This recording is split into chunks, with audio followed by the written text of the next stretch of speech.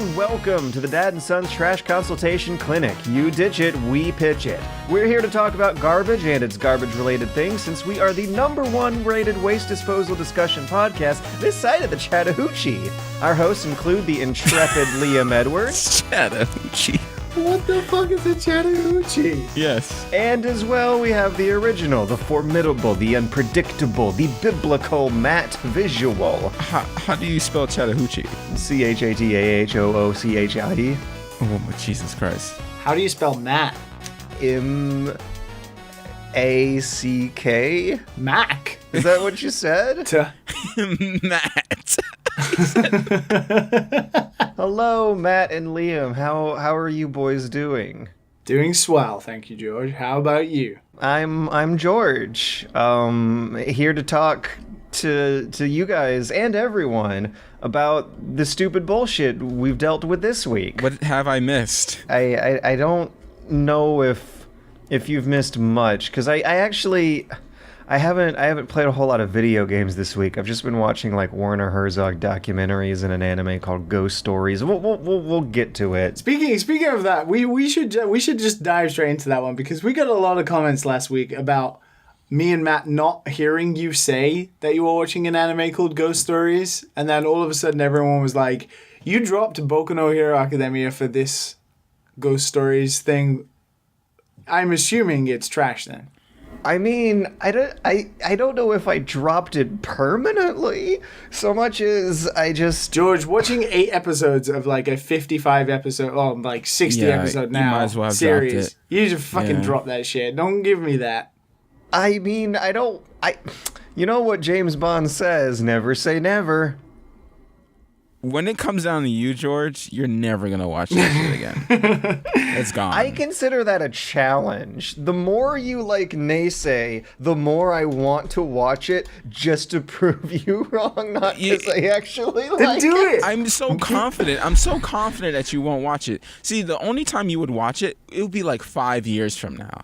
5 years from now, if we're still doing this podcast, you're going to be like, "Oh, dude, guess what? I watched Boku no Hero. I proved you're wrong." I'm like, no, you did it. No, you didn't. What? There's so much What? anime. If you're saying Attack on that Titan I will won't, probably finish 5 years from now. Probably. if I finish it 5 years from now, that doesn't count? How does it... I don't know whether Matt's using reverse psychology or Do you... some sneaky Or ploy. just disappointed. I don't know. Maybe a little bit of both. You've just given me a 5-year deadline. I gotta rush now. 5 years. Jesus, George. Oh Tell my us God. about why this Ghost Stories anime then is so much better than Boku no Hero Academia. It doesn't look good. Let me tell you. Okay, I got an email from a fan suggesting an anime called Ghost Stories. I looked up this anime called Ghost Stories, and what had happened with this anime called Ghost Stories is that some Japanese people made a Japanese anime for Japanese people about spooky Japanese ghost stories that are a little weird. One is a hand that comes out of a toilet and grabs the kids while they're getting spooked. I'm not even lying. That's the actual ghost in this particular ghost story. But when they sent this anime over to us weeb pieces of shit in the West, because I guess there's some people out there who will watch anything, any cheap Japanese cartoon made for children, so long as it gets localized somehow. They gave the voice actors little to no direction, so the voice actors started improvising some incredibly vulgar, explicit shock comedy that they put into the dub of what is a very vanilla regular girl with special abilities fights a new monster each week on this episode series. And at first it was hilarious and cute, and then as I progressed from episode 5 to 6, I started to get a weird cynicism to it, where it felt like the voice actors were playing up how absurd the improvising they were making was for the sake of cashing in a stupid joke thing. But it still weird to think that we live in a universe where this happened. I don't know if you guys have seen any clips of this dub, but it's surreal to know that this is the official product that the publisher and distributor and all the bosses that were working on this anime called Ghost Stories let pass. There are scenes where the English voice actors will like go on about evangelism and how nothing is more powerful than the spirit of Jesus Christ when these people are fighting ghosts that are like slapping them around rooms, and there's a lot of dated pop culture references. At some point, someone says, "Dude, you got Adele," because it's from like 2003, and the voice actors were just making this shit up as they go along, and it's. I don't know if you should go 8 episodes in, but it's hilarious. Wow, and it's 8 is your surreal, limit, huh? and Matt, I feel like out. we've lost all hope because we were just talking about him watching Boku no within like 5 years. Yeah, this is an anime from 2001. You know, George he is likes a his old garbage. He does love his old garbage. How's that smell, George, over there? How does that smell? Kind of like, you know when you spill something on the carpet and over the next hour, a kind of like musty odor starts to combine with the liquid of what you spilled on the carpet? And then for some reason there's hardwood floors under it, so it just swells up. Untreated hardwood floors that are still porous. Oh, that's gross. Well, you asked. You asked, how's it smell? Yeah, you like that garbage. You love that garbage. I need to take a shower and change my clothes. I just woke up and walked over here. I don't have good smells going yet. Wow. How about you guys? Well, speaking of scary stories. All right, so I moved over. I'm a transplant, right? That's what they call the people who move over here from other states. Transplant. You're a transplant? I'm a transplant. That's what they call it. I never knew that's what it was called until I was one. And then, so I'm trying to, like, I don't know, not be alone. Like, okay, I'm living with family right now, but it's so weird not having any human interaction, you know, because I'm a very social person. But it's just like, Jesus Christ, like, I need to get some friends or something. Oh, no. Right? Dude, don't move to Japan then. Holy shit. Yeah, well, all right. So it's like a little bit different because I was living by myself in Georgia. I mean, my friends were in like South Cal and Jacksonville or whatever like that. But there's a little difference here. I'm over here, new job, new everything, you know. So I'm like, man, I need something like to tie me down. Because I'm floating up in the air, like just doing all sorts of new shit. And I just like, Jesus Christ, I need someone like just to sit down, be like, hey, what's up? How you doing? Let's play some games or something. Let's go watch a movie or something. Yeah. So last night I was like, you know what? Whatever. I can do this junk by myself. I went to go see a movie. And the Mission Impossible was a little late. It was like 10 o'clock. And I was like, 10 o'clock podcast tomorrow. Let's do The Nun. I didn't look up any reviews. Just went in and watched The Nun, and man, that was a piece of shit. I can't believe that I wasted 130 minutes. I didn't even know about The Nun. I just saw The Nun on your outline, and I was like, oh my god, what did Matt get himself into this week? Jeez. Sorry, 96 minutes. I'm pretty proud of you, though, Matt. Like, you went by yourself and wasted 130 minutes. That's the first time I've ever went to the movies by myself. You didn't waste... You didn't waste 130 minutes for someone else's time. Matt, I exactly know what you're feeling because, like, the first time I ever went to the cinema by myself, I also wasted, like, 130 minutes watching Prometheus. At least Prometheus looked good. And Prometheus had that garbage. sexy black guy in there. Fuck that.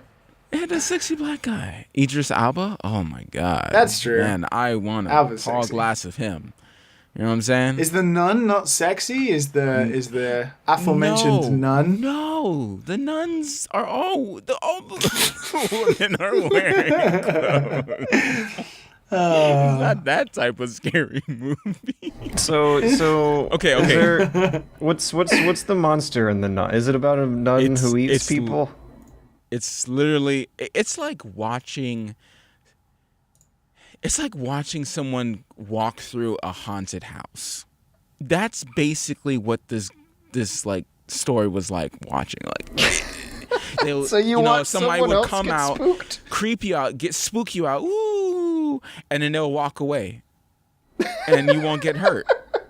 I was just like, what is the point of this?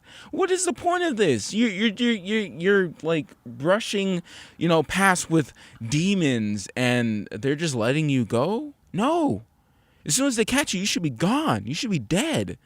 Shoot, they learned this in Scary Movie. Like, come on, man. What's like the demon's special power? I mean, do they have like big claws or what is threatening? Hallucinations, mostly. Oh, that's it? Yeah. That's all? Yeah, hallucinations and... I mean, you can just learn to ignore those. I don't know, demon stuff, like pushing people. Oh, that actually might... There was like this one time, the most the demon has ever done is lock someone in a coffin, like, and ring some bells. Oh, I don't know. That sounds pretty intense, but ringing bells, on the other hand, and demon hallucinations, those are things that you eventually could get used to, and like settle for. Yeah. Like, yeah, this demon, they're great. They push me around. They give me some hallucinations. But if the demon was like a really good cook, you could put up with that. I guess. I don't know. The way the demon looked, dude, it wasn't... They had some good imagery, but that's pretty much it. And they had this, like, supernatural element that almost could have been slightly superhero-y, but they didn't lean too much into it. They kind of just, like, tickled it, dipped their toe in the water. I'm like, come on. Tickled the superhero. If you were going to go wild and have, like, these relics like you will see in Constantine, might as well just lean freaking into it. So wait, is the nun a superhero or a demon? Oh, my God. No, well... The nun is the good person. I'm assuming. Wait, what? You saw the movie. There's a nun who actually played a good, like, they casted her pretty well, I would say. She had to play a sucky character, but they casted her pretty well, which is usually what happens in these movies. These young star actors, they get, whatever they can get, to start off. And hopefully they get something better. I don't know if she's been in anything else. I haven't seen her in anything else, but she was pretty decent. Everyone else was forgettable. Which was sad. But supposedly the new Halloween is pretty good. Oh, I saw the commercial for that before watching The Nun, and I was like, man, that's a better movie. Man, I wish I was watching this trailer movie for 130 minutes. Like, at least if that sucked, at least you could be like, oh, man, the new Halloween movie, man. I grew up with that stuff. This one sucked. This one, The Nun, it's throwaway. It's garbage. You sneeze in a tissue, it's gone. It's gone. Like tissues in the rain. Like George's anime stains. Ugh. Yeah. Stop looking at the comment, George. We know Good 8 it's times there. and he's done, right? Good 8 strokes. 8 times and he just discards them away like tissue. And at some point in the future, we're gonna be like thinking tweets and flying through space and having socialized healthcare and nuclear fusion. And you're going to be able to consume 5 different animes, all 8 episodes of each one of them at the same time. I will finally finish season 1 of Boku no Hero Academia. I'm going to fucking come to America and we're going to sit down and we're going to fucking watch it. Oh my gosh, he's not going to be... Look, the way George It's watched gonna stuff... get to the at last minute. It's going to get to the last minute of the 8th episode and I'm just going to see him like physically twitching and physically like convulsing on his sofa that he can't... I'm just gonna like disintegrate into dust. Like, George, you have to watch. Just before the credits. You're missing things. It's like light to a vampire. George, you need to watch the dub because you do too many things while you're watching anime. Like nuns down the drain. You know, one thing I gotta mention Yeah. before we move on from California and being alone in California is I'm also alone in terms of there's no black people in South California. Wait, in what California? South California. So, okay, let me be. It might just be your neighborhood. Okay. I'm sure they're in Compton. Okay, can we all agree? I'm sure they're in Compton, which is considered South California, which is near LA. But when it comes down to it's Los Angeles. Lake Elsinore, all the way down to San Diego, even Oceanside, there is. When I say there's barely black people, I mean there's barely black people. Like, for instance, Orange County, right? Where Which our is boy real Jimmy, famous, super popular. our boy Jimmy lives. Yeah, the There's infamous. a 1.5%. Really? Yes. In Orange County? In Orange County. That's like Atlanta's like 60%. It looks like it was like I went down to San Diego, which is like a nice city. It's a really nice city. I'm moving there, but I'm looking around and I couldn't find anybody. They're all just there, and it's not just white people. It's a mix. You know, you have some Hispanics, mostly like a lot of Asian people, and then white people, and then a lot of mixed race. But none. We must have some dads or sons chilling in California who could. They're all white. Get in touch. You're all white. They've smothered the brothers. Brothers, there's the dad, sons, and then the brothers. They've covered the brothers. Where are the brothers at? Where are the brothers? Yeah. And the don't get me wrong. the brothers. Don't get me wrong. I You're hooked I do on the not brothers. mind. I mean, most of my friends are white. I mean, why am I saying it like that?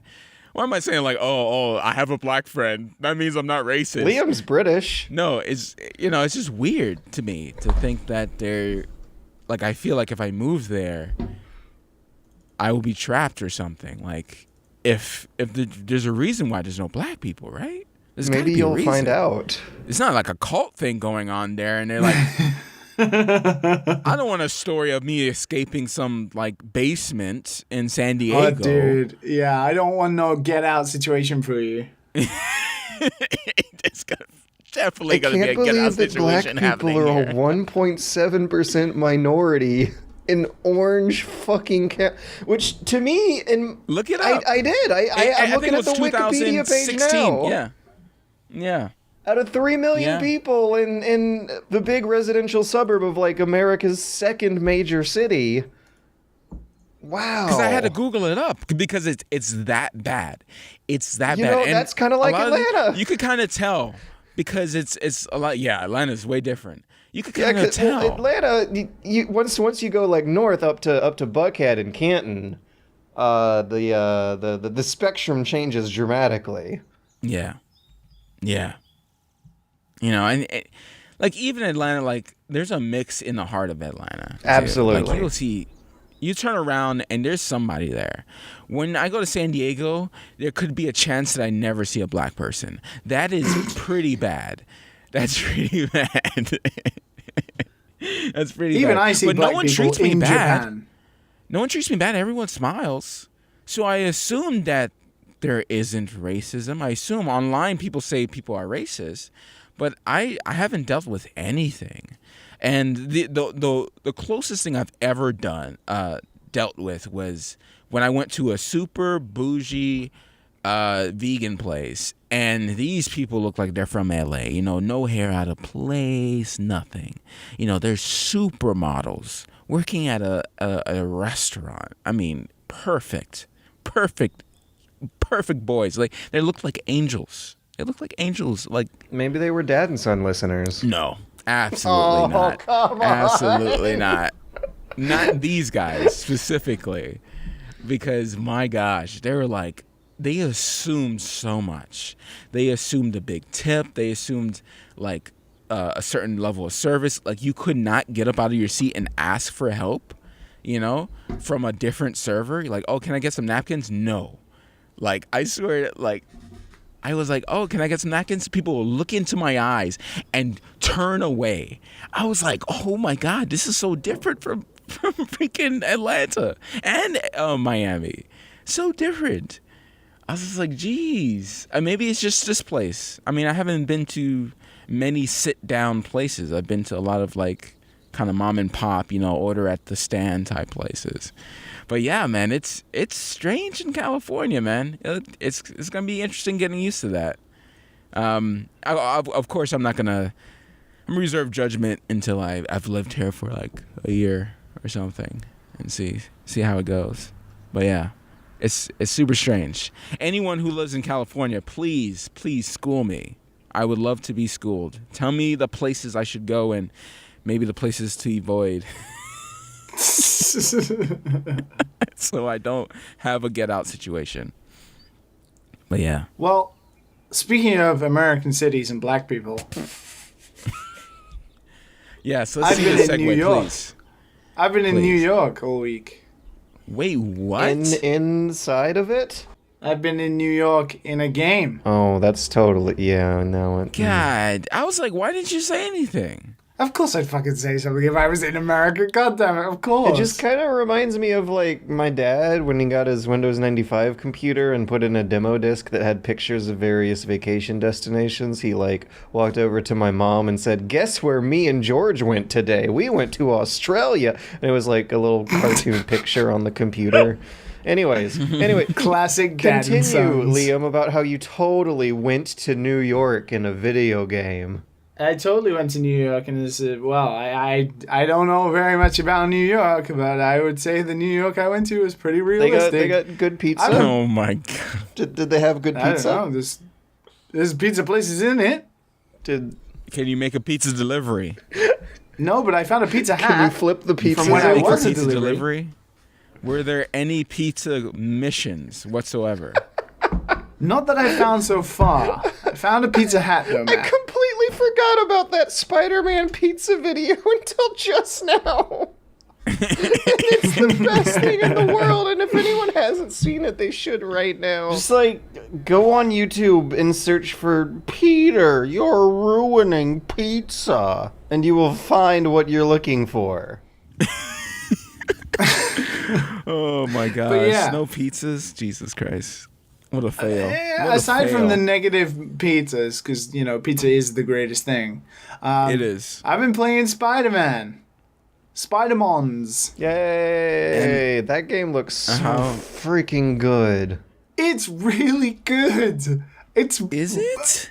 It's really... Everyone won't shut up about it, Matt. I'm kind of in a weird space about it, because it's probably the best AAA game I've played in, like, the past 5 years. What? And you just got done with God of War being the 9 out of 10, the dad and son game. But, but I can see the Clearly. flaws of this game all the time. And yet, it doesn't bother me. Because, and everyone said it, but I'm going to retread that ground, the movement and the swinging around the city in this game is possibly the best movement feel in any video game I've ever played. It looks real good in every clip I've seen. It is so well executed and makes you feel incredible. I've played the game maybe 15 Does it hours make you now. feel like Spider-Man? It makes you feel like Spider-Man, Matt. Is it like you're really there? Like every review out there on the internet. Within 2 sentences of every review that was posted on the internet, it makes you feel like Spider-Man. No, but it really does. And jokes aside, the movement in that game is like every other open world game now is going to suck. Because riding on a horse through a field to get to destinations faster is better than running, but it's still shit. Driving through cities is great and fine if you like cars and stuff, but it's still like a means to an end. Whereas swinging through the city in Spider-Man is literally amazing. And it's still amazing to me 15 hours later. There's like times when you'll just be swinging along and then the music will swell. It'll have like the heroic moment when you get close to like a crime going on or something, and then Spider-Man will just get like a huge boost of like vertical speed, and he'll like swing over the top of a skyscraper, just like skimming the top of it, and then he'll like let go of his web and he'll just like float through the air doing like rolls and shit. It's fucking amazing at times when you're moving through that. So game. how does the system determine what you stick your webs onto? So this is what's really cool. Like, if you remember the old Spider-Man games, basically you just shot a web up out of the screen and you could, Unless it was swing, Spider-Man right? 2. Yeah, so Spider-Man 2 is a really good benchmark because that actually nailed it pretty well, but this is better than that. And the way this works is it works, with real physics. Spider-Man, he will shoot his webs automatically to the closest building at an angle, because obviously there's nothing above him, so it's at an angle. So what is really cool about this game is you're not swinging like in a straight line necessarily. You're sort of always like going like an angle, like if you were swinging round a tree kind of thing. But it's so easy to like let go of the web and fire another one and keep like a straight line by like firing out webs left and right, kind of like how they move in Attack on Titan, like with the gears. And what's great is then when you get high above the buildings and there's nothing you can swing your web onto, he just kind of like glides through the air, and then he'll like do like a dive, and then you can like fire your webs again when you go underneath the buildings.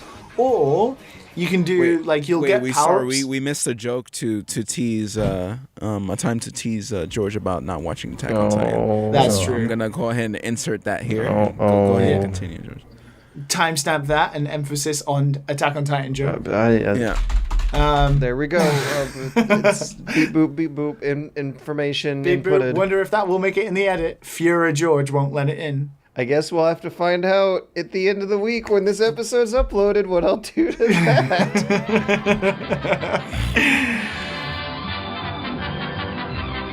But there are like power-ups you can get which will allow you to, boost faster off things. So you can like zip both your webs towards like fans and the top of buildings and poles that hang off like buildings and stuff like that, and you can do like fire 2 webs at them, and then Spider-Man will pull himself towards it and he'll boost off them if you like time your button press correctly. It just feels so damn good, and the movement in that game is great. Like, it has a fast travel option that opens up, and I have not used it once. Like I have no idea why anyone would not want to swing across the map in that game. But other than that, there are basically only 2 elements to the game.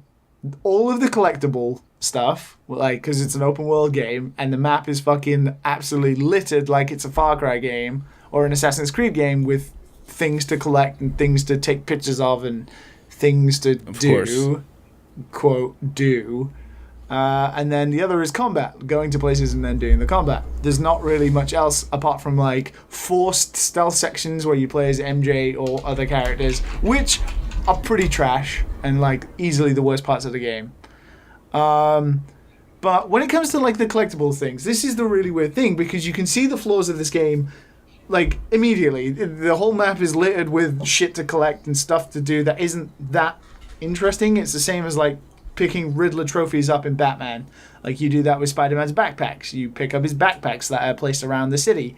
Or you go take pictures of buildings, and that's it. You just take pictures of buildings. And they all spark like a little memory, and Spider-Man talks about it, which is nice polish and stuff like that. But gameplay-wise... I have an important question. It's not that great. Yeah, go ahead. The photos that you take in photo mode, can you sell them to the Daily Planet? Daily Bugle. Daily Planet Superman. Sorry, I got my super boys confused. No, you can't.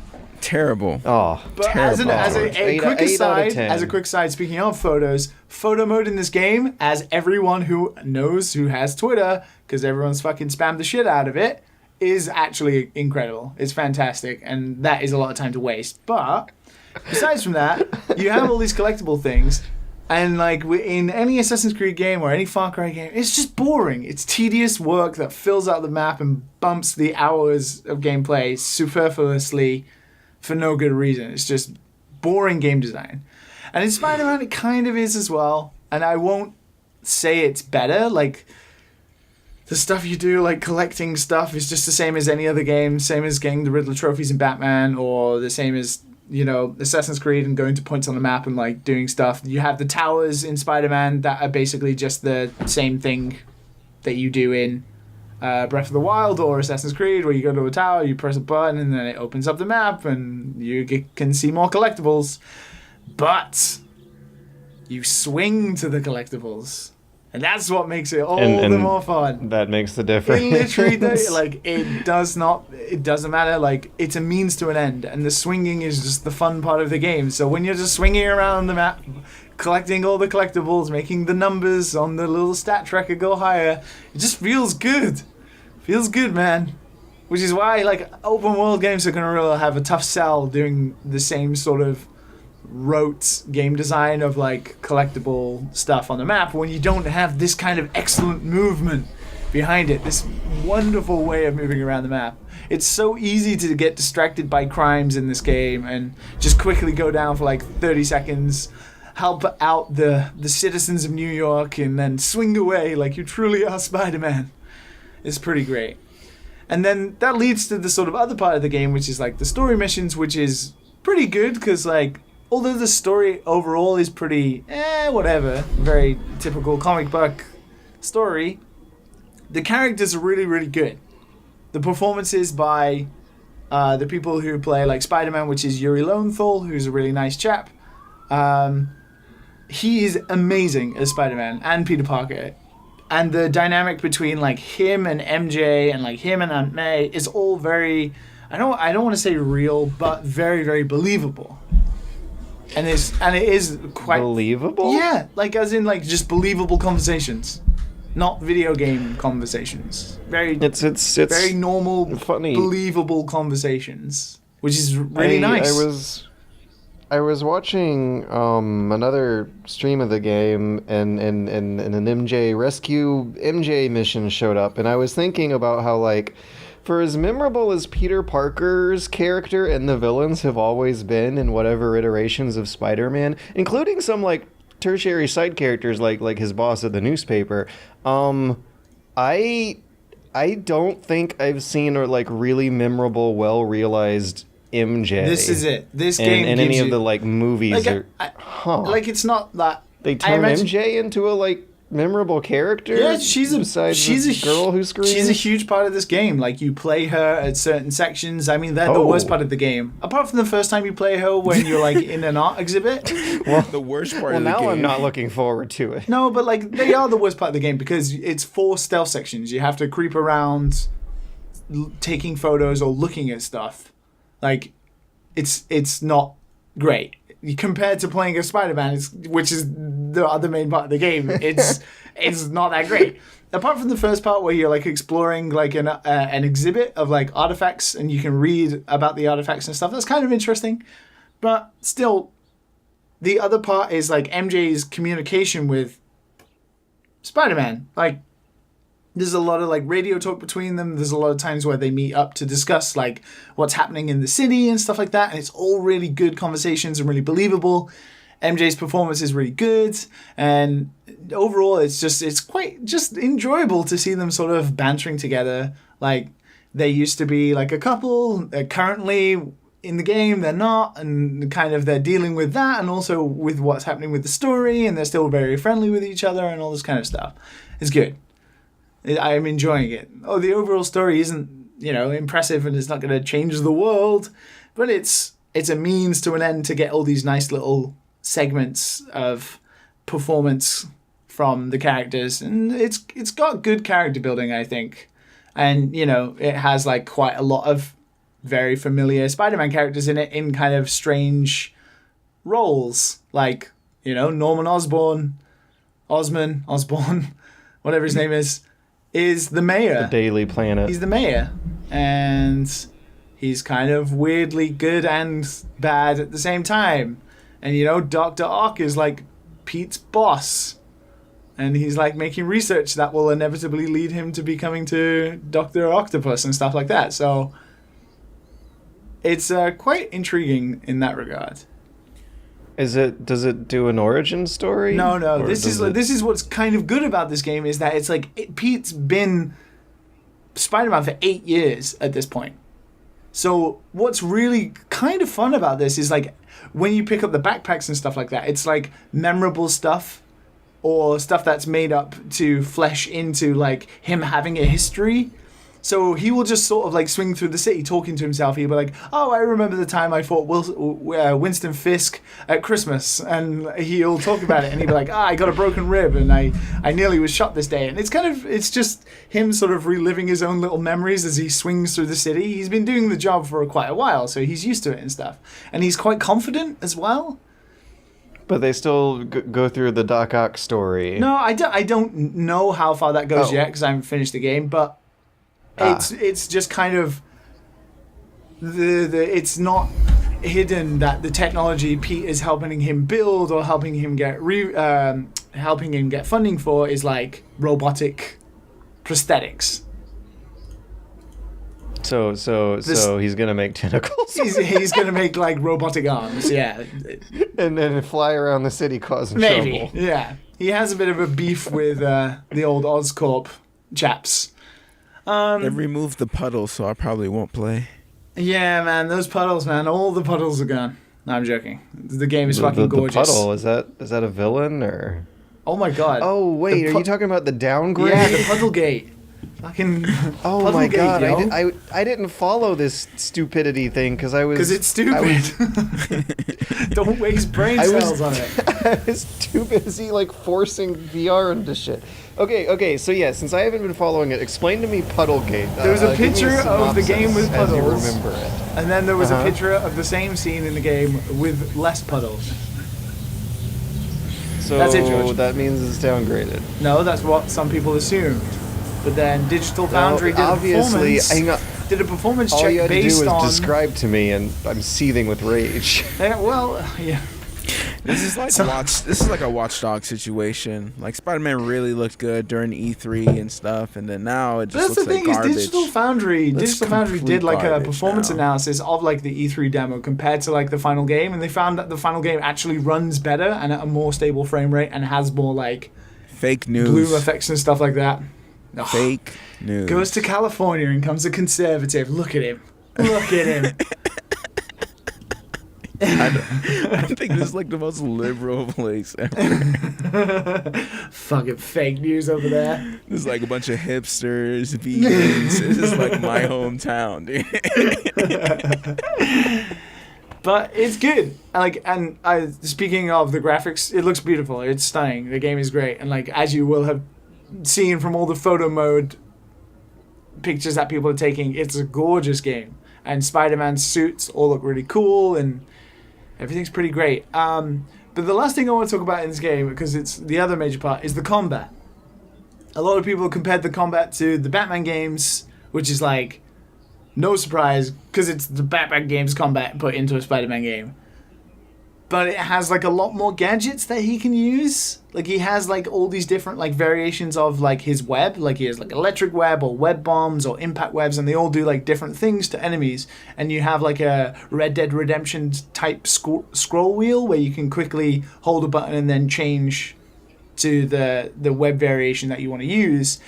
And like in the start of the game, it's kind of difficult because Spider-Man moves really fast, and you can press triangle to like flick a web at an enemy and like immediately like zoom towards them and kick them and stuff. So in the beginning it's a little disorientating, and I kind of was like, oh, this is not good.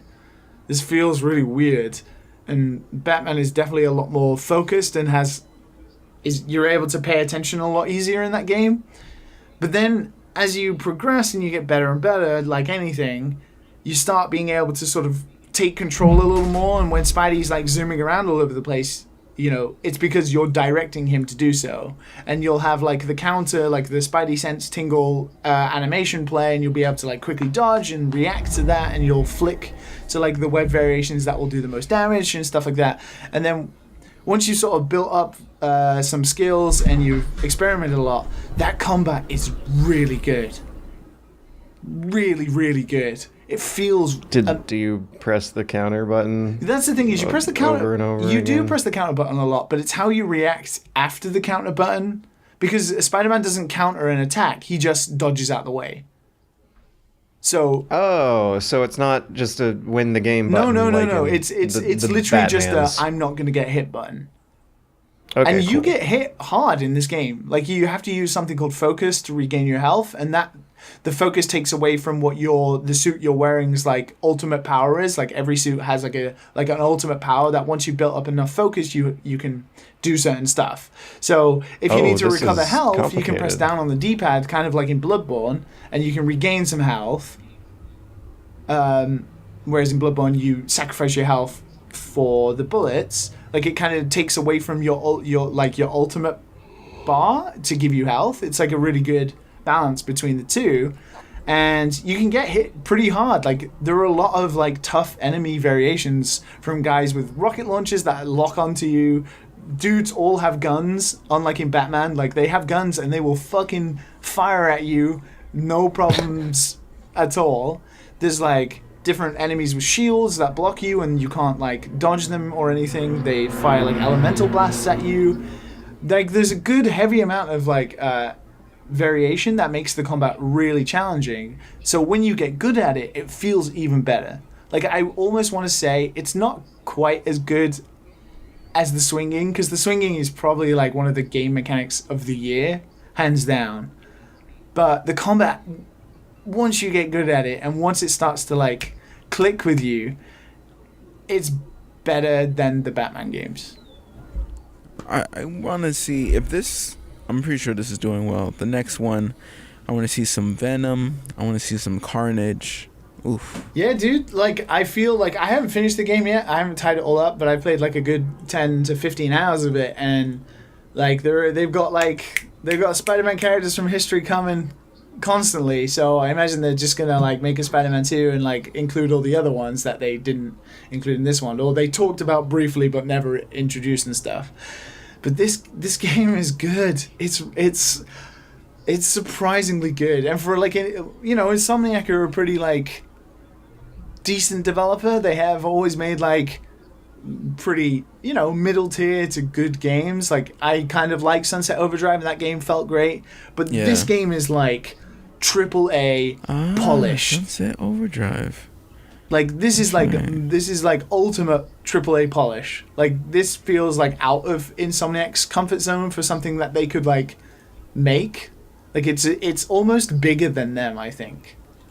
It's so well executed, and there's so many tiny details that you pay attention to. Like, Kotaku posted about the other day, but like, they recorded 2 sets of every radio interaction. For one, when Spider-Man's not swinging, so he doesn't sound out of breath, and then the other one where he is swinging and he sounds kind of exhausted while he's swinging and talking. And it's 2 variations of the same radio chatter. It just depends on what you're doing, which is like insane amount of polish. And like all the little details of the city going on, and like when you land, you can hear people talking about you, people being negative towards Spider-Man, saying, "Take off your mask, Spider-Man, you fucking vigilante, motherfucker." Well, they're not swearing, but And then other guys being like, "I love you, Spider-Man, keep it up." What But about the children? it's really good. Like, I'm not surprised that it's doing so well. It has its flaws. It's an open world game with not very much variation on what you can do, but when it does the things that are important, like swinging and combat, feeling like you're Spider-Man, I don't want to say that. And apparently facing the moral injustices of vigilantism. What's this? Spider-Man has to like face criticism for acting beyond the law? Dude, Spider-Man is having like a goddamn existential crisis all the time. There are so many times when he's just talking to people and he's like, Spider-Man comes to save the day. I wish people would help me, but everyone hates me. And he does say that. He just says like, everyone hates me, like many times. And everyone is pretty negative. Everyone is pretty fucking negative. And like, hands up, like Jonah J. Jameson or whatever his name is, JJJ, the old editor of the Daily Bugle, the angry guy who's like, "Spider-Man, get me some pictures of Spider-Man." He has like a radio show in this that pops up now and again after you've like finished missions and affected the city, and he'll be like talking about how much he hates Spider-Man and how much Spider-Man's a bad thing. He is straight up InfoWars, Alex Jones, conspiracist nonsense. He's gonna get banned from Twitter. Oh, he's awful. Like, the parallels between him and like fucking InfoWars type damn. conspiracist So is straight You're up. telling me that this like hardline newspaper editor who like ran a stressful but respectable business in the Spider-Man of 15 years ago now he's is a- now a like angry conspiracy theory podcaster. Full on. God he's damn I man. will do anything to tear down the walls of the Spider-Man. Is he voiced Structure. by J.K. Simmons though?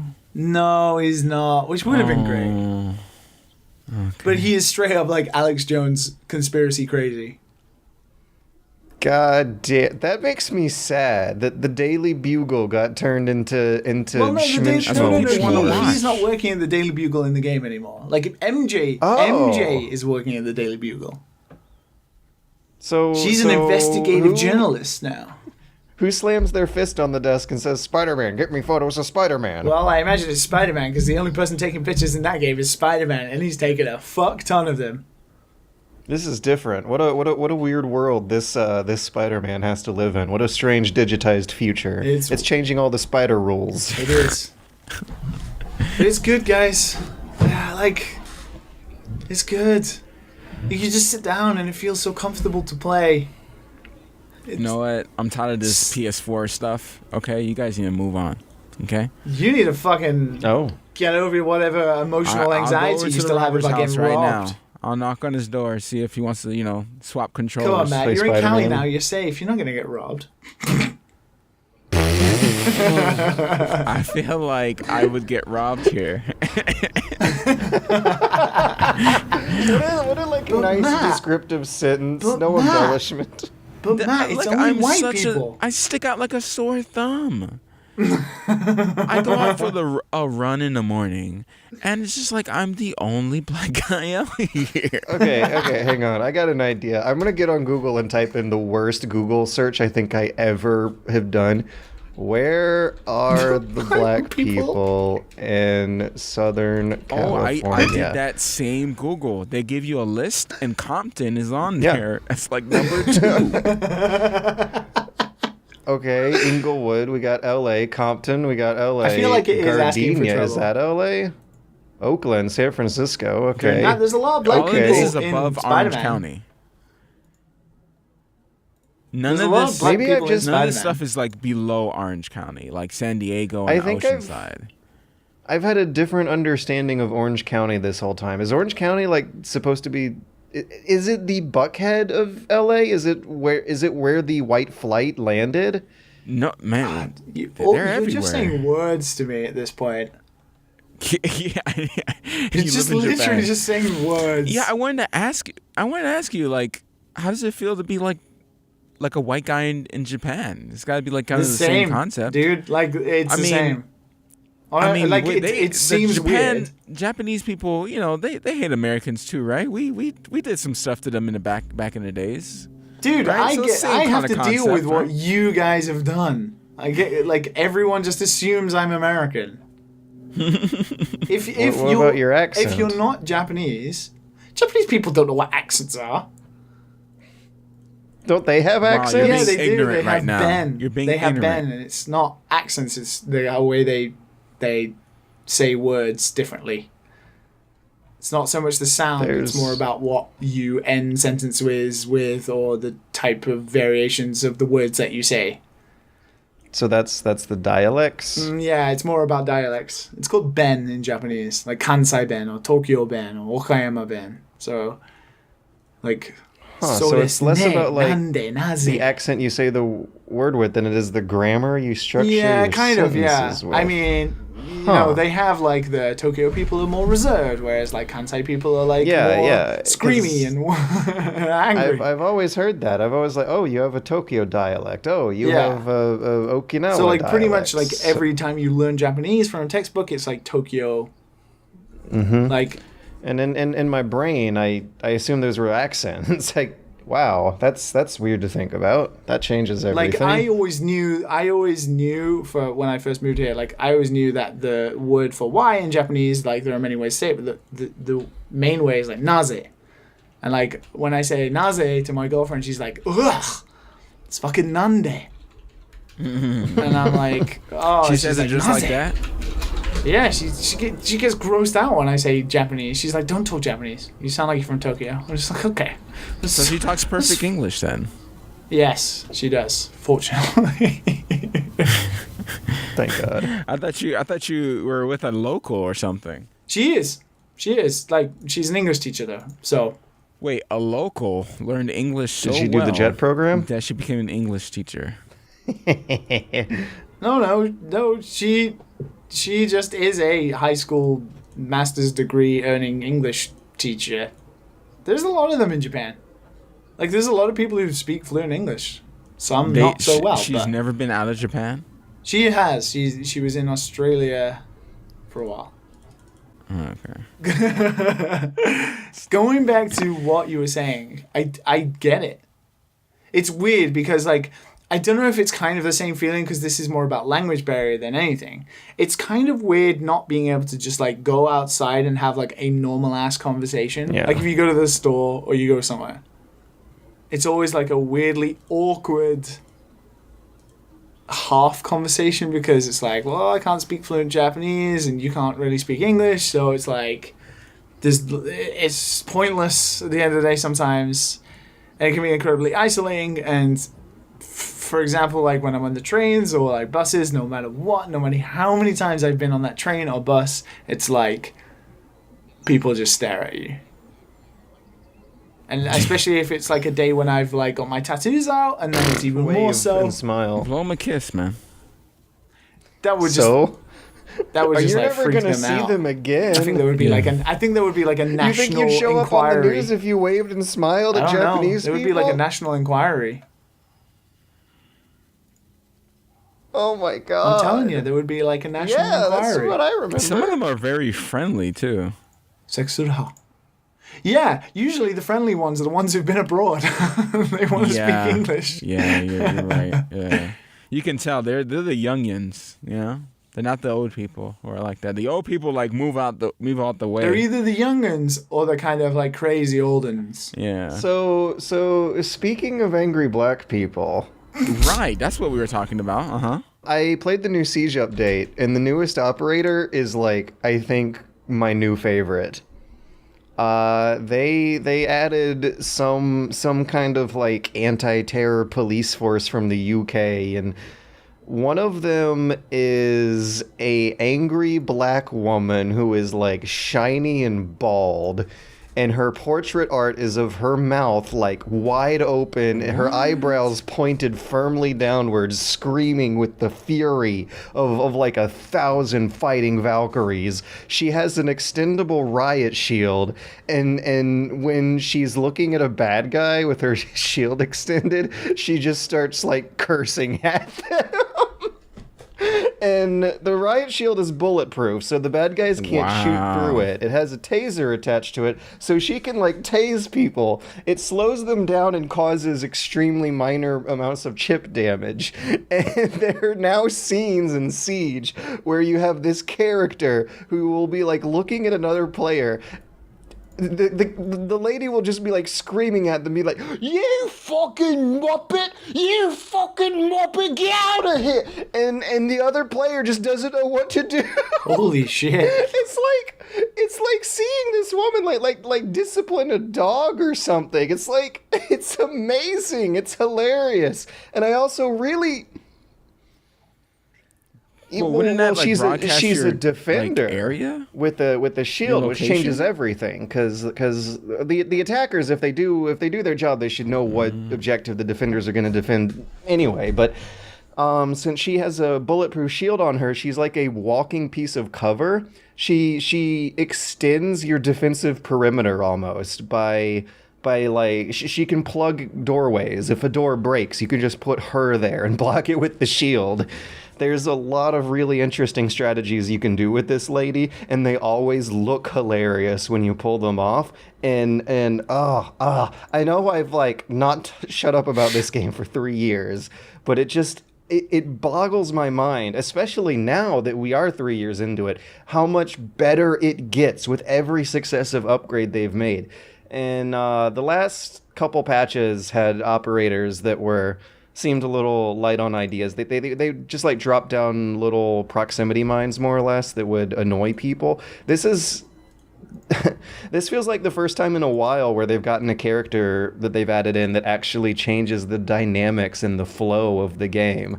It's really, really great playing with the shield person on defense. It makes you feel like there's a lot more strategic options that you open up. And since she doesn't really have great guns, she doesn't... It feels balanced.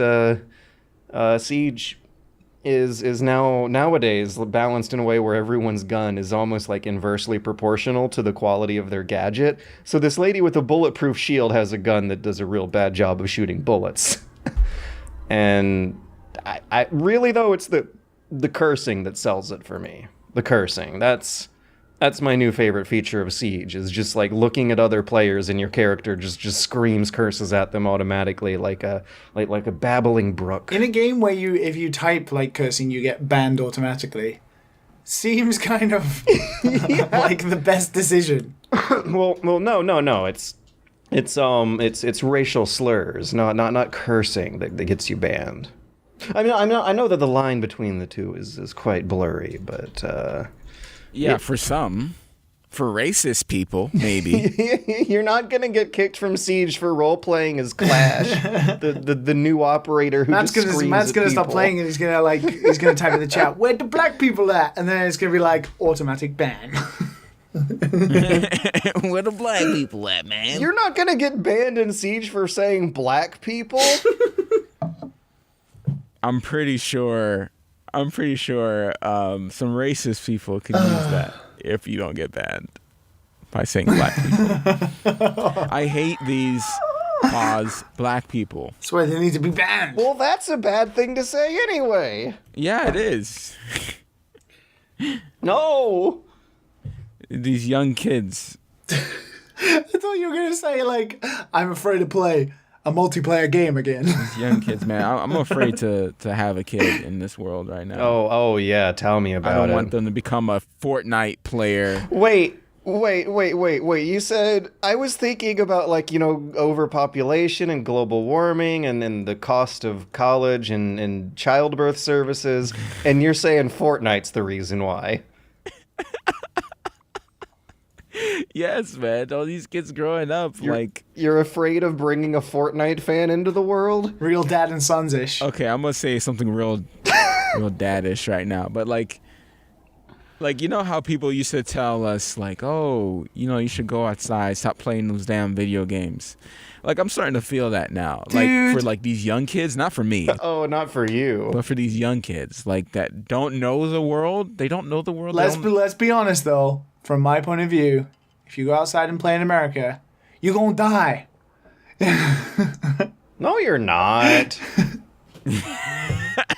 You don't die from going outside. Come on. You just run a 1 in 33 chance of dying. Yeah. Like, I feel like Matt running outside every morning is like upping the risk of death in his life to like, You know what? 79%. You're not wrong. You're not wrong. Absolutely not wrong. It's like if I run in Japan, it's like I'm gonna get offered like cakes, or I'm gonna get offered drugs.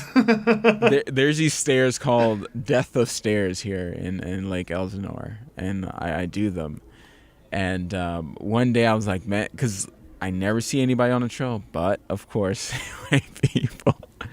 I think about that constantly. I'm like, this is I shouldn't think about being murdered up here.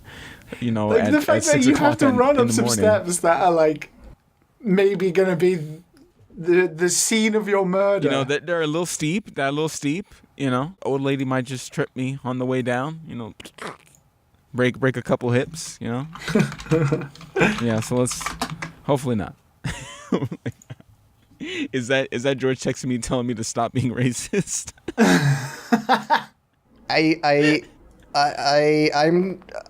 I'm ready to segue into the BioShock Commercial. Infinite. Yeah, that. Bwah, bwah, bwah, no.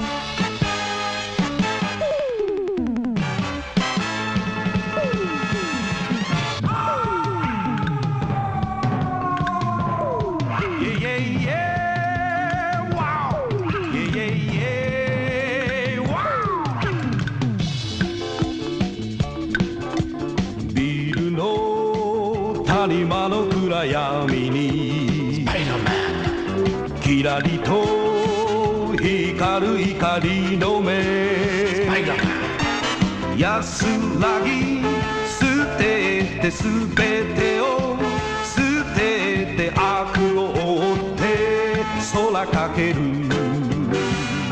Change the apart 君はなぜ君はなぜ戦い続けるのか命をかけて一筋に一筋に無敵の男スパイダーマン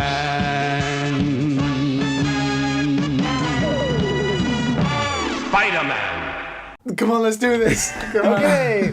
Oh my God. We're back from the break. This is like what, attempt number 3? Maybe. Yeah. Maybe attempt number 3 to get us back from the break was me trailing off after saying that we got cool plans in the future, but for now, you Dad and Sons listeners are gonna have to put up with this shit. Train wreck. We're gonna do some news. Mm-hmm. From last week that we didn't get around to because we were running out of time. Peggy is now stamping physical retail boxes of games with a in-game purchase content descriptor tag. This is something that was formerly online only, but as recent efforts in various locations across the world, such as Belgium and Hawaii, which is really weird to say in the same sentence, two places. I mean, they're very similar. It would be course. accurate to call both of them states. Belgium's a country. It ain't a state. It's a country. No, but I mean, I don't know about you, but in like American English, it's generally acceptable to like call an autonomous region a state, regardless of. Like they are the American states, but state is also like synonymous with a lot of like the nation state of most countries. And anyways, So what about boxes? Peggy is going to be stamping a in-game purchases content descriptor on the ratings boxes of physical retail games. This is something that was formerly online. A consumer survey recently showed that 2 in 5 parents of children that play games indicate that their child spends money in games. Hey, this is another reason not to have kids these days. Of those parents, the vast majority, over 8 in 10 of them, that's 80% for those of you who are bad at math, have an agreement of some kind of spending. This can take the form of asking permission before each purchase, a weekly or monthly spending limit, or use of parental control tools, monitoring credit card bills, or the use of prepaid value cards. But only 2% of parents do not monitor their children's spending at all. And so this rating descriptor is there to warn parents that their kids might steal their credit cards to buy loot boxes in Overwatch or something. Let's be honest. Age ratings have never ever factored into any parent ever buying video games. So this ain't either. Wait, really? My mom paid on. attention. My mom was like super strict about it. My dad, on the other hand, was just like, yeah, whatever. I feel like most parents were probably like your dad. What about you guys? I never bought stuff like that. I don't really, I didn't I find don't, the need to do and that. I've sort of realized I don't buy boxed games anymore. And I like boxes. I like But some being good in plastic. Japan, I like having the physical stuff. I really do. I have like a pretty decent sized game collection, but like thinking back on it now, like I bought Spider-Man digitally. I buy literally everything on the Switch digitally because I want it right there. So like these are the type of games I wouldn't buy pretty much anyway. So well, it would be awfully Probably never gonna see unfortunate this. then also if... I'm in Japan, so Peggy doesn't affect me. Also, physical media is still the dominant normal way to buy games in Japan. Or is it changing now? Yeah. Because that's... Well, you have like the cards for games in like the convenience and stuff. But yeah, physical all the fucking way. Japan still likes things you can hold. likes boxes. Yeah. So, Matt, you were saying that you were afraid to have children because you're afraid they'll become a Fortnite fan. Well, And then they'll spend all your money on Fortnite. it's just when I see the children these days. Do you think the children these days are the same as when we were growing up playing games? No, Old hell man no. dad. They got 4chan right out the gate. We had to wait like 15, 16 years for that. Yeah, it's just I'm a little worried. I'm a little worried that the way they grow up, the window is open when they're young like that, and they're just sucking in information. I just don't want them to grow up. Do you all really think, fucked if you're 100% honest, do you really think that the generation who was looking at you as a kid didn't say the same thing? Yeah, exactly. Oh, we had cable Exactly. That's what I'm television right saying. out the gate. They had to wait 15, 16 years for that. Yeah, they weren't watching fucking Ed, Ed, and Eddie on a Saturday morning. It was corrupting us. Look at us now. Yeah. So maybe I'm just ignorant. Maybe I'm just ignorant in thinking that, this is a I different think generation. you've truly embraced. You've gone like super dad. You've gone like full on super dad transformation. Yeah, well, You've I re-rolled. don't know. Like, maybe. I don't know. When you get older, you start thinking about kids. You start thinking about everything. Start thinking about them stealing your credit card to buy Oh, the dab hell emote no. in Fortnite. I hope the kid is like me when I'm young. Very observant and quiet. And then he just like blossoms when he gets older, and that's it. That's it. It's okay, it's Watering okay, him it's in the okay, Matt. ground or something? Is he a plant? He is definitely a plant. Now it's all going to depend Also- on the partner that I get. So I just want to point out that we assumed the non-existent baby's gender. For whatever the baby may be, I'm sure. oh, we did I say he? I'm sure they'll be fucked up from 4chan anyway.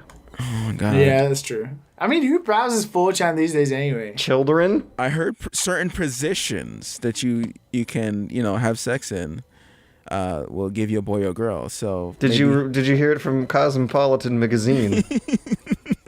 Did you read it in your teen Vogue? Did you? might have heard it when I was hot. I mean, Was this a grocery store magazine? Were the pages sticky? I think it's a certain strand of weed here in California that you can take. Is that how they're selling weed now?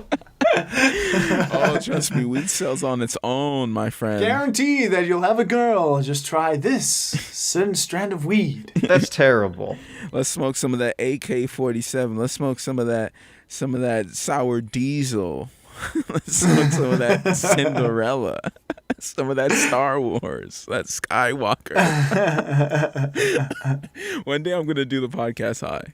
It's going to happen. This is terrible. We're all terrible. We're terrible people who live in a terrible You know what world. isn't terrible, George? Supposedly Call of Duty Black Ops 4's Battle Royale mode. Geez, everyone is loving it, but you need codes. So I have a couple friends who are really into Call of Duty. According to them, the Black Ops 4 regular multiplayer mode is whatever.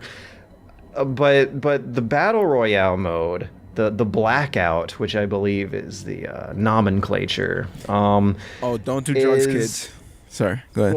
What? Don't do Blackout. Well, I don't know, because I'd like to do Blackout. Call of Duty 4 Black Ops 4 We used to do has this thing the in Blackout school called the mode. Black Box. Oh my god.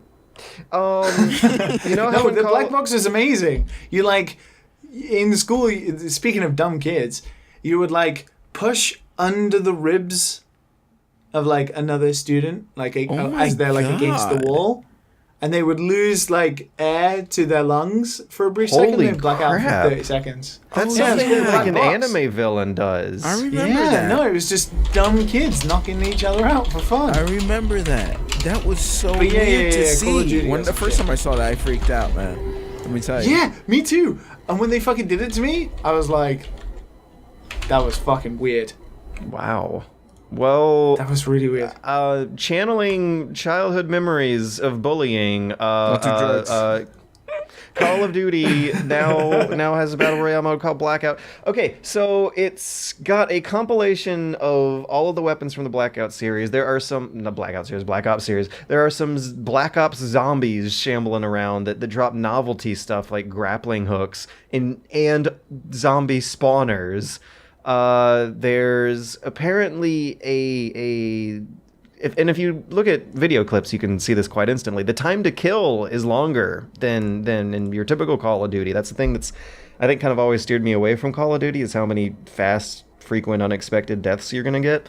Here, it looks like you got a good couple seconds to react to danger once it starts coming in. Apparently, armor drops are quite plentiful and easy to find. And that, combined with still, like, fast, relatively speaking, weapons that fire and hit scan, gives it kind of a tactical feel to it. This kind of doesn't surprise me, because you know, obviously you've had Epic Games make Fortnite, but that was like a modification of a game they already made that wasn't doing particularly well. But now you have like a studio that have been making shooters. They know what they're fucking doing. They know how to make good shooters. Like, as whatever you think about Call of Duty, it's still very good quality content. And now they've gone and they've taken what sort of smaller studios were doing and taking like buggy messes like PUBG. And now they've like been like, here's our version. And it has all the polish of a AAA game. And it has all the crazy things we can do with the money we have. And it doesn't surprise me that it's kind of turned out good. Why would it not? They also had an opportunity to kind of sort of compile everything from the entire See what Black everyone else Ops is series, doing, and then just you have futuristic flying gadgets next to World War II era submachine guns, like all in the same game together. It's real cute. When's the actual game out? It looks like we are dropping this out on October 12th. The beta's going to extend to PC publicly. Right now you need a pre-order on PS4, but the beta's going to be out on PC on the 15th. Are you guys down? Do you want to get a group going? Yeah. If I don't have to buy it. You don't have to buy it just for the beta, I believe. I was looking forward to playing it last night, but you do need a pre-order to play it on console right now. When it comes out on PC, it's supposed to be public, I believe. Me and Matt run laptops now. Me and Matt ain't got no chance. Matt was playing Monster Hunter World on his laptop. He has a whole world of monster hunting he can push on that thing. Oh, yeah, that's true. Matt's is like a god's gift. No, laptop. it is not. No, it is not. It's just enough so I can run things. All you gotta do is put things on low or medium. Then the zombies will look like potatoes. Yeah, and then your computer sounds like it's about to take, flight.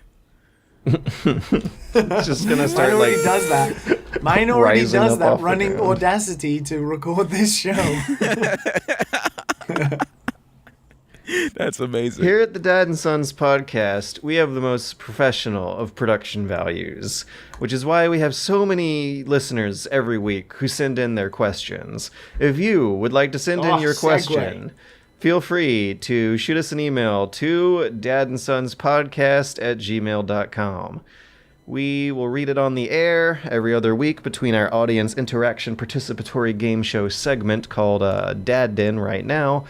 But to keep that fresh, we do questions. This week, we got a question from Axton, who asks, love the podcast. Axton asks. Axton Sounds asks. like a segment. Love the podcast and all your senses of humor. It really helps lighten my day. Video games have always Good. been a passion. Thanks, Axton. Yeah. Video games have always been a passion, and I love hearing you guys talk about it, which brings me to my question. What is your video game dream job, if you have one? Did you have this dream while you were a kid, or has your gaming dreams changed since then?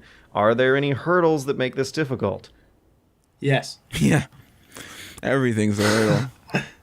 Personally, I've always been fascinated with translation, and I'm hoping to be able to translate Japanese games into English by becoming a localization specialist. Of course, this road is difficult. I'll have to pass the N1 proficiency test to even qualify, but I'm hoping that graduating college and becoming a school teacher in Japan will help me reach this goal. If you have any advice on this too, I would love your inputs. I have a feeling I know who can give him that inputs. Keep on smiling, Axton. I like that he said keep on smiling. That's nice. I'm smiling right now, Axton, in Thank you, honor Axton. of your memory. I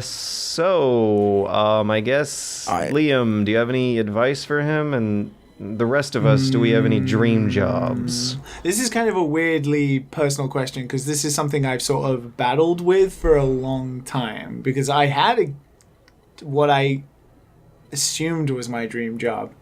I was going to work for a big studio. Oh, no. It didn't turn out exactly how I thought, and it was fun and stuff like that, and I learned a heck of a lot, and it brought me into the industry I'm incredibly passionate about, but it wasn't what I thought it was. But now I kind of know what my dream is with this in this industry, and I get to do a lot of cool stuff, and I get to interview a lot of cool people, and I get to talk about video games with my best buds every week. But I want to make games. I love making games.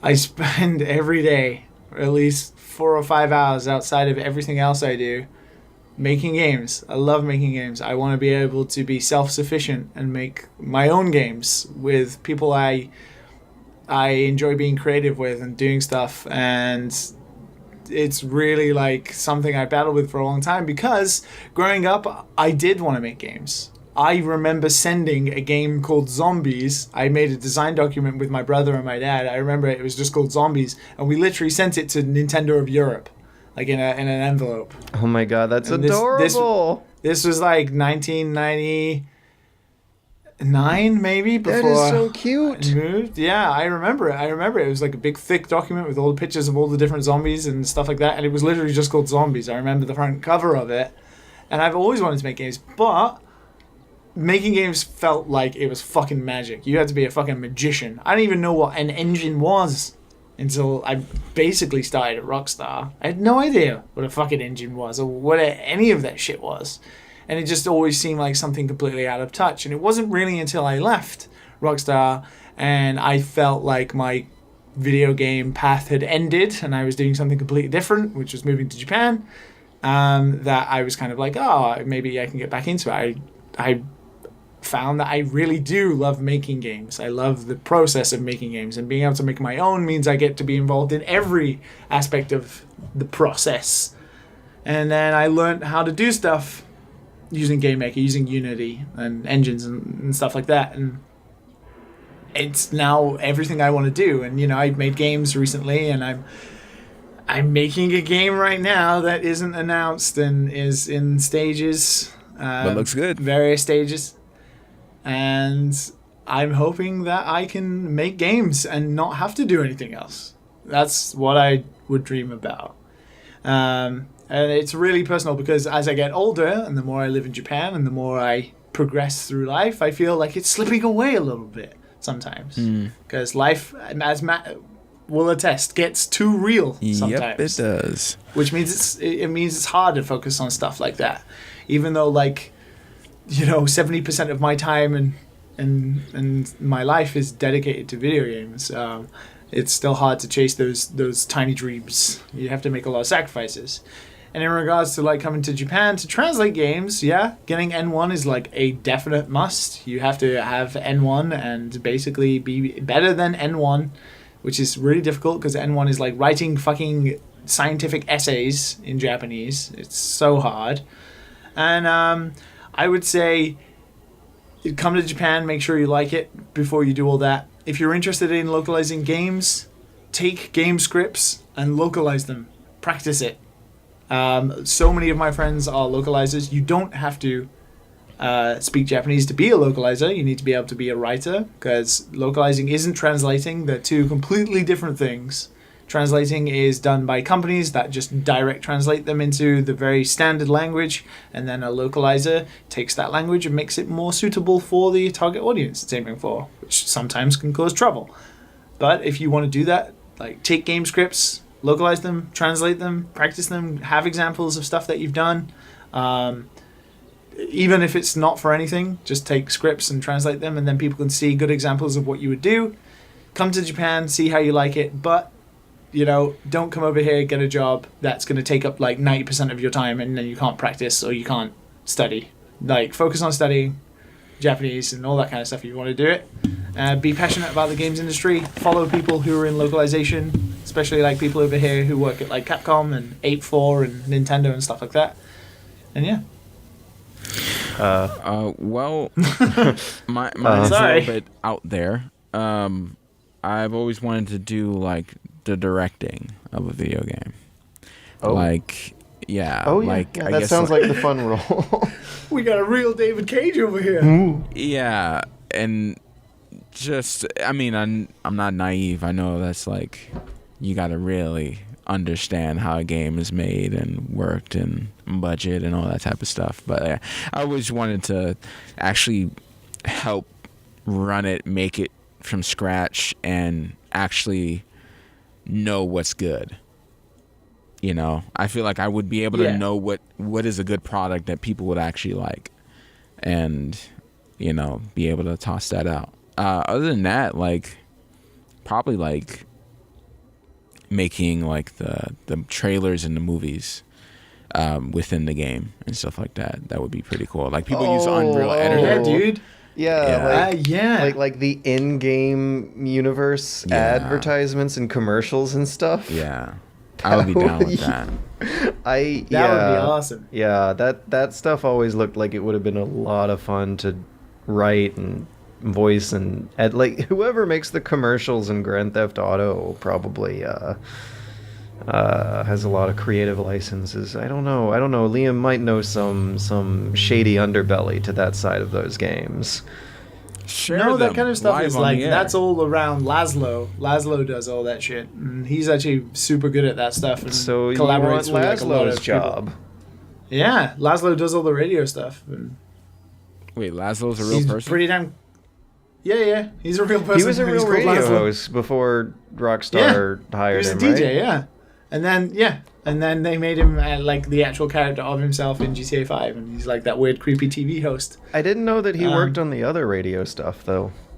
Yeah, he did. He like co-did makes it with the sense. Hauser brothers.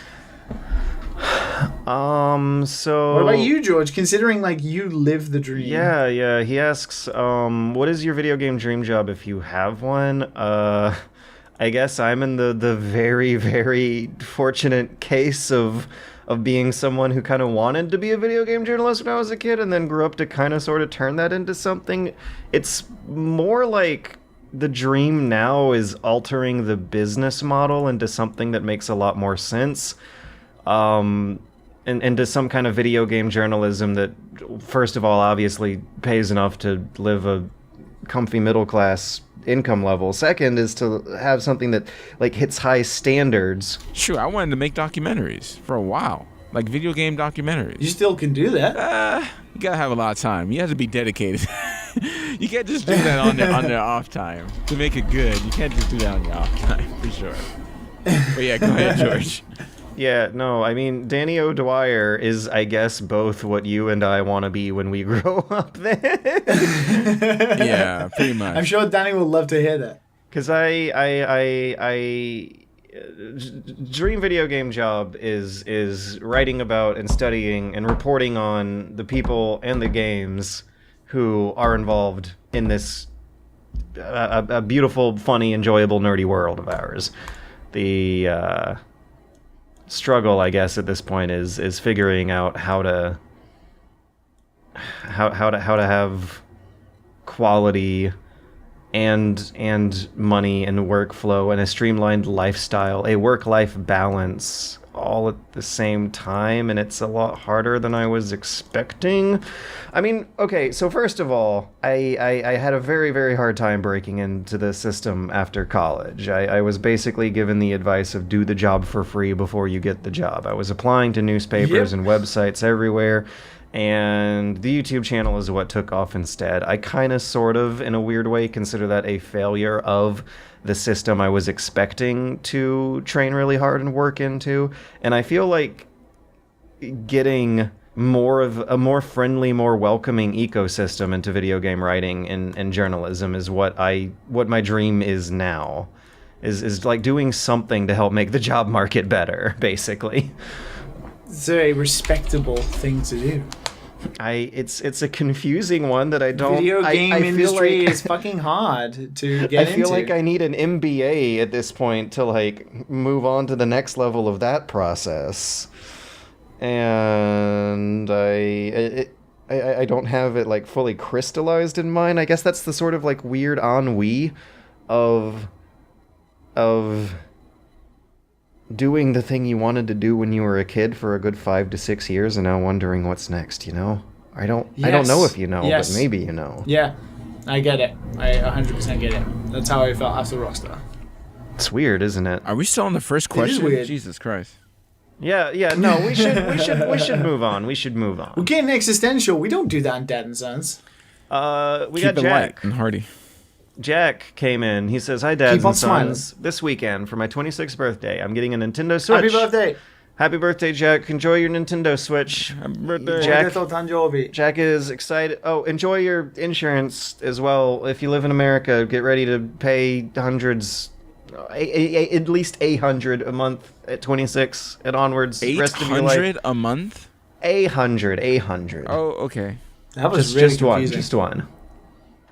Yeah, American healthcare is really confusing. Hi, Dads and Sons. This weekend for my 26th birthday, I'm going to be cast out from my parents. My warranty on my healthcare expires, and I then have to pay for it myself. So I'm going to get a Nintendo Switch. I'm excited about it, and I'm looking for some recommendations.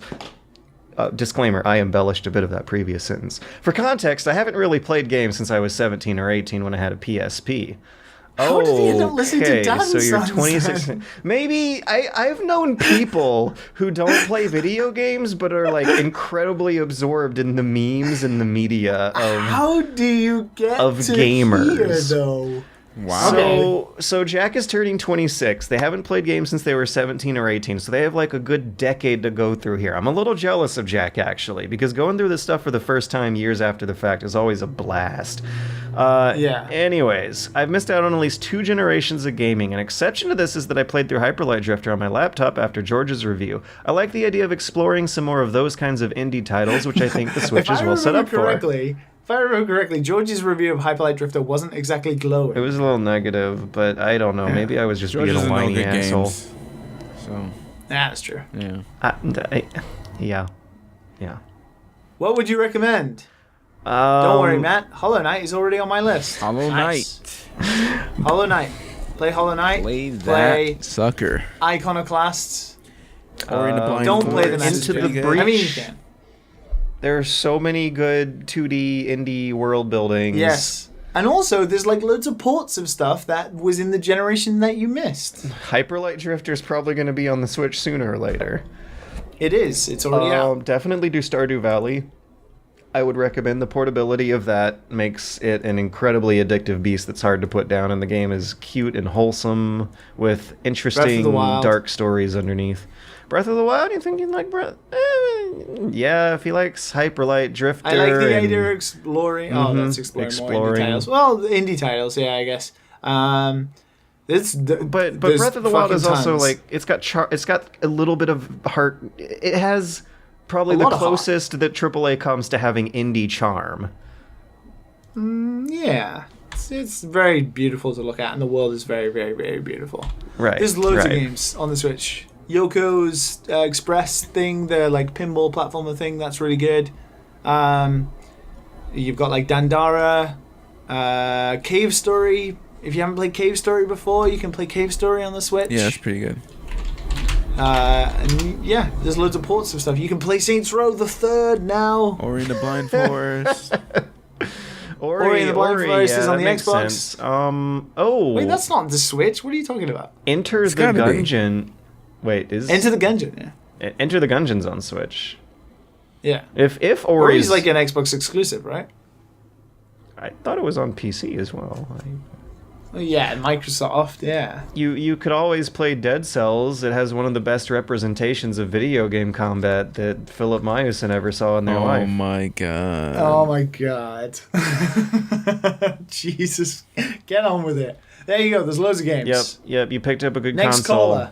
caller. John, next caller is John. John says, "Hello, George of the Jungle and friends. I love the Thief games. Fuck the reboot! And stealth in general, but I really don't like recent games in the genre as I feel they don't commit to their premise. Dishonored is always praised for reviving a certain niche, but I have a big problem with these games and others following its footsteps. What's the point in having a game with stealth when you give them psychopathic alternatives? Where are the fail states for killing someone? Where are the rewards for ghosting or being a pacifist? Is there a game that accomplishes this, or is this another niche genre that has been flushed down the toilet? I wonder what you guys think. Sincerely, John." Well, George, this is you. And unfortunately, I don't have good news for you, John. Stealth games have been fucking neutered horrendously. The primary means of interaction with other people in video games is still violence, killing them dead. Hitman's nice, though. Which is weird to say in that same sentence, but your primary interaction with other people in Hitman is like fooling them into thinking you're another person. The combat is it feels not as good as the stealth does, and that's, if anything, stealth has been folded into a lot of action games, but I feel like that's where the line gets drawn between knowing if you're playing a stealth game or not. Like, is it more fun to sneak or is it more fun to not? And even a ostensibly action game that has really fun stealth can turn into a stealth game for me. Like Metro. Might want to give the Metro games a try. They're short, linear Call of Duty style corridor shooters. However, they have really, really fleshed out stealth systems. If you turn the HUDs off, they feel very organic and natural. Let's see, what else is out there? It is sparse. There's Hitman, there's Metro, Surprised you Prey. didn't mention Metal Gear yet. Well, that's because there hasn't been a good one in fucking forever, and the decline of Metal Gear very much mirrors the decline of the genre. Oof. Yikes. But, yeah. Take that, Kojima. No, if you want to Don't worry, play the a good mailman. stealth game, as I have discovered this past week, your best bet is still loading up MGS3, setting it to Jesus. European There it Extreme, is. There it is. and learning the controls. I just blew my load too quickly. So you guys want to follow up on that with anything, or are we just gonna stay at that depressing, I don't know. really three choices, basically? I found games like Dishonored to be quite boring. In so stealth, I'm not it's the best so person. boring stealth, dude. Yeah. I just Yeah. like, you know what? I feel so weird killing people in that game. But my God, it's way better. It's like just get up behind one and someone just it's- slash their throat. Dishonored It's is a like- stealth game with great combat and bad. It's like the opposite of what I was just Yeah. trying to find. I just feel like first-person stealth is just like something that has never really been done very well. Well, Thief and Deus Ex. But even the Thief is like 0451 clunky all over the place. And games. Deus Ex technically is like barely. It's like switches between third person and first person. And like in the stealth sections when you're creeping around like vents and not vents but like against walls and stuff, it's always third person, so you can see like it changes to like a Metal Gear perspective in the recent Deus Ex games. Ooh, did you play Alien Isolation? Actually, maybe that's a sort Mark of thing of the that Ninja, John. that's a good stealth game. Yeah. There's Mark of the Ninja is a great stealth game. It's completely different from what you. 2D. Yeah. I've been thinking Yeah. of like the first But it's person good. stealth. Yeah. Yeah. Mark of the Ninja is a really good stealth game. But yeah, I mean, in first person, I feel like it can work so long as there's some buttons there for peeking. In Deus Ex, it looks really, really stupid walking in front of guards who are obviously blind, but if you can, like, peek through a lattice or out of cover, I feel like that's just, like, realistic and also accessible enough to make first-person stealth looks like it makes sense. I sure as hell am not going to recommend the Far Cry games.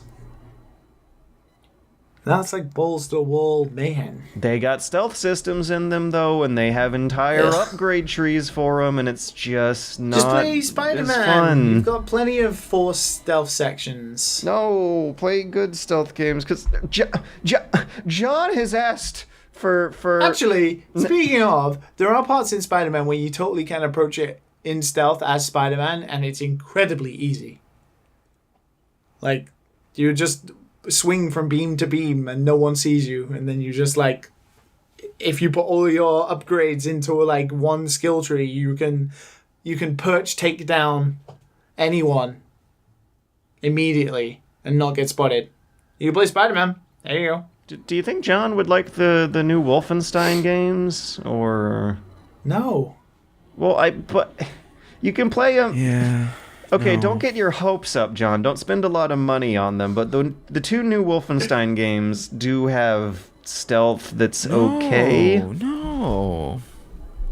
No. I feel like you're a bit shit out of luck. Stealth is like...